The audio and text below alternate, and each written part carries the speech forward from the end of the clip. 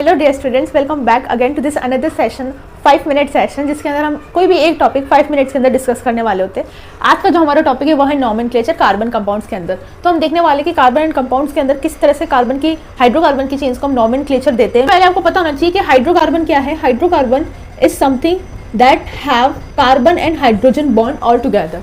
अगर ये hydrogen carbon hydrocarbon का मतलब ये हुआ कि वहाँ पे हाइड्रोजन और कार्बन के बॉन्ड्स बने हुए हैं, वहाँ पे पूरी चेन जो पूरी ब्रांचेस है, पूरी लॉन्ग ब्रांचेस है, जिनको हम क्या बोल रहे हैं, हाइड्रोकार्बन की चेन्स कह रहे हैं। इनको हम चेन भी बोल सकते हैं। अब हमारे पास में कोई भी स्ट्रक्चर है, कोई भी नेम है, मान लो हमारे पास में दे रखा है कि आप ब्यूटेन का स्ट्रक्चर बना के दिखाइए। अब हमें नहीं पता ब्यूटेन क्या है, हमें नहीं पता इस एन का क्या मतलब होता है, तो इसको ब्रेक डाउन करके हम समझेंगे कि किस तरह से हम एक नॉमेनक्लेचर को पढ़ के स्ट्रक्चर बना सकते हैं और एक स्ट्रक्चर को देख के हम इसका नाम रख सकते हैं। तो सबसे पहले आपको 2-3 चीजें समझनी पड़ेगी कि मैथ को हम बोलते हैं सिंगल 1 कार्बन, फिर हमारे पास आता है एथ जिसको हम 2 कार्बन बोलते हैं, फिर आता है हमारे पास में प्रॉप जिसे हम 3 कार्बन कहते हैं, फिर आता है ब्यूट, फिर उसके बाद में आता है पेंट, फिर आता है हेक्स। तो फिलहाल तो आपको यहीं तक ही समझने की जरूरत है। हेक्स से ज़्यादा के कंपाउंड ज़्यादा पूछते नहीं, अगर पूछते भी तो सेप्ट आ जाता है इसके बाद में 7 नंबर पे। पर फिलहाल के लिए आप ये वाले कंपाउंड याद कर लो। ये हाइड्रोकार्बन के अंदर जितने भी कार्बन के कंपाउंड्स के नेम हम कैलकुलेट करेंगे ये वो वाले कार्बन के नेम से। अब 2-3 चीज़ें होती है हमारे पास में। पहली चीज़ होती है हमारे पास सैचुरेटेड कंपाउंड। किसी भी कंपाउंड को हम सैचुरेटेड या अनसैचुरेटेड कब कह रहे हैं? सैचुरेटेड का मतलब होता है सिर्फ उसके अंदर सिंगल बॉन्ड प्रेजेंट है। कोई भी कंपाउंड अगर सैचुरेटेड है इसका मतलब उसके अंदर कैसा है, सिंगल बॉन्ड प्रेजेंट है। और अनसैचुरेटेड है मतलब उसके पास डबल बॉन्ड भी है और उसके पास ट्रिपल बॉन्ड भी है। तो अनसैचुरेटेड और सैचुरेटेड कंपाउंड कब होगा? जब उसकी बॉन्डिंग ज्यादा होगी, जब उसके डबल ट्रिपल बॉन्ड होंगे तो वो अनसैचुरेटेड हो गया, सिंगल बॉन्ड है तो सैचुरेटेड। चलो ठीक है, इतना आपको क्लियर हो गया। अब हम देख रहे हैं ये एन और इन की क्या स्टोरी है। अगर मैं बोलूँ कोई कंपाउंड सैचुरेटेड है, डेफिनेटली सिंगल बॉन्ड है, तो मतलब वो ANE एन ग्रुप का मालिक है, यानी वो एल्केन ग्रुप से आता है। इस ANE मीन्स एल्केन।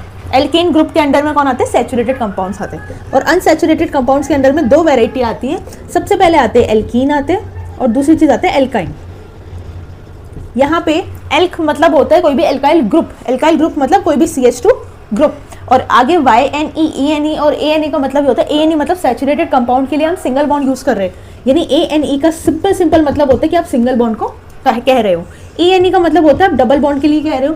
YNE किसी कंपाउंड के पीछे लग रहा है तो मतलब वहाँ ट्रिपल बॉन्ड, डेफिनेटली से ज्यादा बॉन्ड हमें नहीं पढ़ना है। फिर वो क्वाड्रप बॉन्ड आता है जो सिर्फ कार्बन और कार्बन के बीच में बनता है। तो अगर यहाँ पे हमें ब्यूटेन एज एन एग्जाम्पल अगर दे रखा है कि ब्यूटेन का कहते हैं कि ब्यूटेन में क्या क्या चीजें हैं। सबसे पहले ब्यूट देखते हैं, हमें समझ में आ गया कि 4 कार्बन है। फिर हमें एन देख के समझ में आ गया, अच्छा चलो ठीक है सिंगल बॉन्ड है, 4 कार्बन बना दो। अब हमें पता है 1 कार्बन 4 लोगों से बॉन्ड कर सकता है, तो ये 4 लोगों से इस तरह से बॉन्ड कर लेगा। हमें पता है अगर सिंगल बॉन्ड है तो हमेशा सिंगल बॉन्ड बनाने के लिए तो हमें हमेशा के लिए हमारे पास में हाइड्रोजन उपस्थित रहेगा। हर जगह हाइड्रोजन ऐड कर देंगे, क्योंकि अब हाइड्रोजन क्यों ऐड कर रहे हैं, कोई दूसरा कंपाउंड क्यों नहीं आ रहा है। सबसे पहली बात तो ये कि हाइड्रोकार्बन की चेन है। सेकंड चीज हमें ब्यूटेन लिखा है, इसमें कोई फंक्शनल ग्रुप नहीं है, मतलब कोई ना कोई अल्कोहलिक और एल्डिहाइड कंपाउंड ऐड नहीं है, सिंपल ब्यूटेन लिखा है। तो 4 आपको कार्बन बना देने। इनका मतलब होता है सिंगल बॉन्ड, तो सिंगल बॉन्ड हमने दिखाया। उसके बाद मैंने आपको बोला कि सिंगल बॉन्ड यानी सिंगल बॉन्ड बनाने का मतलब कि एक इलेक्ट्रॉन ही शेयर हो रहा है हाइड्रोजन और कार्बन के बीच में, तो वो करने का काम सिर्फ और सिर्फ हाइड्रोजन कर सकता है। इसलिए हमने हर पोजीशन के ऊपर हाइड्रोजन ऐड कर दिया। तो इस तरह से हमारी स्ट्रक्चर्स बन सकती है। पेंटाइन, ठीक है, हमने बोला पेंटाइन का स्ट्रक्चर। पेंटाइन, अब इस स्ट्रक्चर का समझ में हमें आ गया कि पेंट का मतलब हो गया 5 कार्बन, 1 2 3 4 5 कार्बन हो गए। YNE का मतलब होगा किसी भी एक कार्बन के ऊपर ट्रिपल बॉन्ड है। मैंने मान लो इस वाले कार्बन पे ट्रिपल बॉन्ड बना लिया, इधर बना लिया, कहीं पे भी आप टर्मिनल पे भी, मिड में भी, कहीं पे भी ट्रिपल बॉन्ड बना सकते हैं। अगर ये ट्रिपल बॉन्ड बनाया तो इस कार्बन के 1 2 3 4 ये वैलेंसी फ्री हुई, इस कार्बन के 1 2 3 4 बॉन्ड बना गए, तो मतलब ये वाले कार्बन को नहीं छेड़ना है।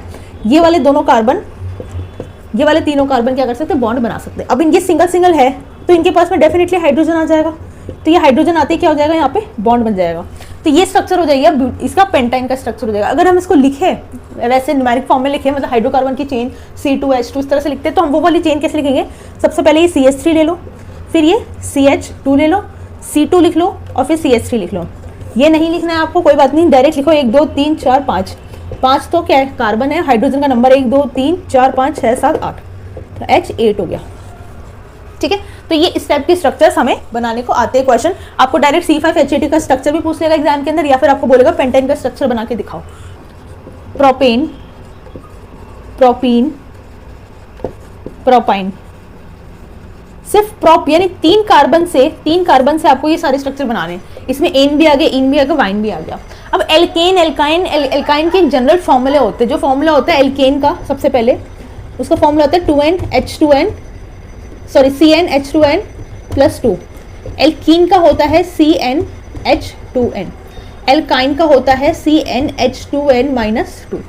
तो ये फॉर्मूला होता है जनरल फॉर्मूला, जिसकी वैल्यू हम कार्बन के, अब कार्बन का नंबर हमें पता चल गया कि प्रॉप का मतलब हो गया 3 कार्बन, तो 3 कार्बन की वैल्यू हम यहाँ पे रखेंगे, C के नीचे लिख देंगे 3, फिर हाइड्रोजन का वैल्यू लिखेंगे, फिर 2 × 3 प्लस 2, तो ये आ जाएगा C3 और H, 6 प्लस 2 कितना हो गया 8, तो C3H8 किसका आ जाएगा स्ट्रक्चर, प्रोपेन का स्ट्रक्चर आ जाएगा। मान लो आपको आयन का निकालना है, तो आयन के लिए आप ये वाला फॉर्मूला यूज करोगे, प्रॉप का मतलब 3 कार्बन, तो C की जगह 3 कार्बन, H की जगह 2, N की जगह वही वापस 3 माइनस 2। अब इसको तो आप कैलकुलेट कर लोगे, 3 × 2 6, 6 माइनस 2 4, तो ये हो गया C3H4। तो ये आपका स्ट्रक्चर हो गया किसका, प्रोपाइन का। इसका संरचना अगर आपको इस तरह से बनानी है, ये 3 हो गए कार्बन, एक ट्रिपल बॉन्ड बना देना है कोई सा भी, उसके अलावा बाकी की वैलेंसी फ्री कर दे, 1 2 3 4 हाइड्रोजन इसके अंदर, तो ये C3H4 हो गया। So guys, this is all for today's session. I hope you guys like these sessions, और इस टाइप के और भी टॉपिक्स अगर आपको रिवाइज करने हो तो डेफिनेटली कमेंट करके जरूर